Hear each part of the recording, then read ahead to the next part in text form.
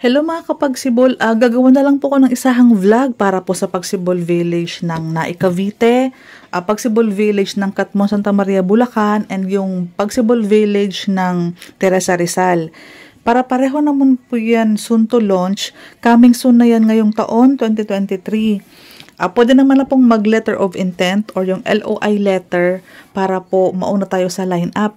Lalong-lalo na po for Teresa Rizal, around 400 plus lamang po doon. Mga 4 hectares lang po kasi, so maliit po ang magiging community ng Rizal. Compared po kay Naik, aabutin po yan ng halos 1,000 units. Pero kung mas maganda pong maka-line up din po kayo na mas maaga, mas mauuna po kayong maipasok sa Pag-ibig. So, first in, first out po tayo. Same with our Katmon, Santa Maria, Bulacan. Hindi ko lang po alam ang status, kung ilang units or ilang hectares. Soon to rise na po yung mga project na yan this year. Okay po.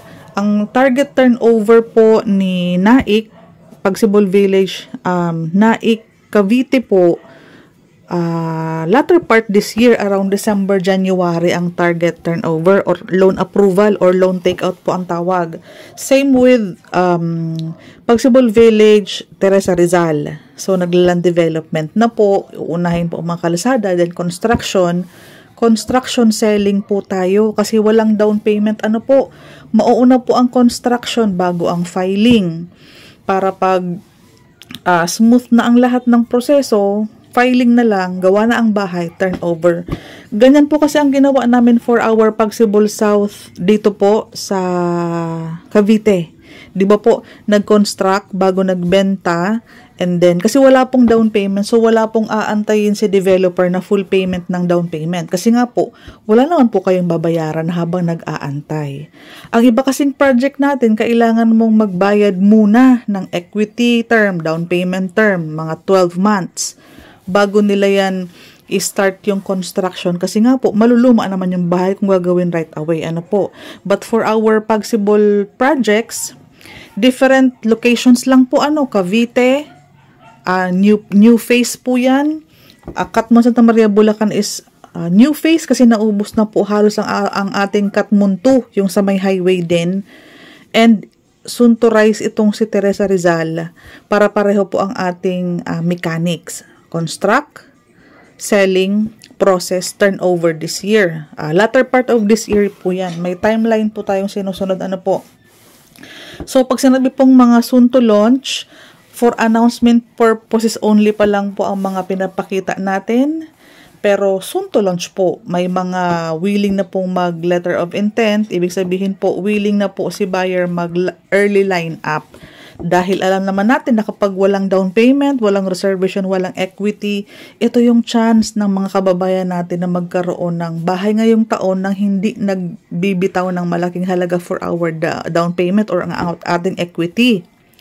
So, asahan natin na dudumugin na naman po tayo once mag-go signal na po ang developer na open for selling na tayo. So, para pareho lang po ang ating model house. At the moment po, ang merong model house is ang ating Katmon, Santa Maria, Bulacan na Pagsibol Village. Sa phase 3 po meron. At sa ating Pagsibol Village na Cavite, dito po sa South. Pagsibol South, ito po yung na-sold out namin last year. So, pare-pareho lang po halos ang ating mga model unit. Naka-sliding windows na po kayo, smooth cement finish, naka-first coating na. Ito yung hagdanan pataas, covered na ang kitchen area. Meron kang full toilet and bath in size sa ating full toilet and bath. Optional, kung pwede mong pabasag to, gawin mo tong dining area ang kanto na to para maging malawak ang living area. Okay po, maaliwalas, maliwanag, malalaki kasi ang bintana. Ito yung full toilet and bath. Ito siya. So, ito po, mas pinaganda yung, yung choice ng kanilang tiles. Sa amin kasi is yung off-white, yung dati pa. Ito naman, since ito yung access lot mo sa gilid ng bahay, ang kalahati niyan pwede mong gawing dining area, kitchen area. Itong kalahati sa harapan, since may 1.5 meters setback pa itong harapan, pwede maging half-covered carport mo yan. Pareho po ng ginawa doon sa bahay namin na pwede mong makita kapag nag-visit ka for tripping.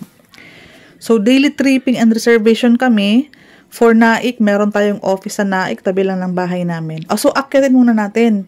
Yung second floor natin is para pareho din po. Naka-sliding windows. Meron na pong heat insulator ang ating ceiling. Ready na yun for kisame. 2 sliding windows each room.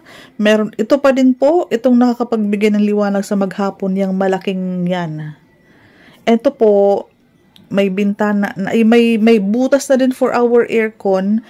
Tapos may socket na din. Optional, pwede mo siyang pagawa ng awning window kung hindi ka gagamit ng aircon. Kasi sa experience namin mga taga-Pagsibol, kapag bukas ang 2 bintana, through and through po ang pagpasok ng hangin.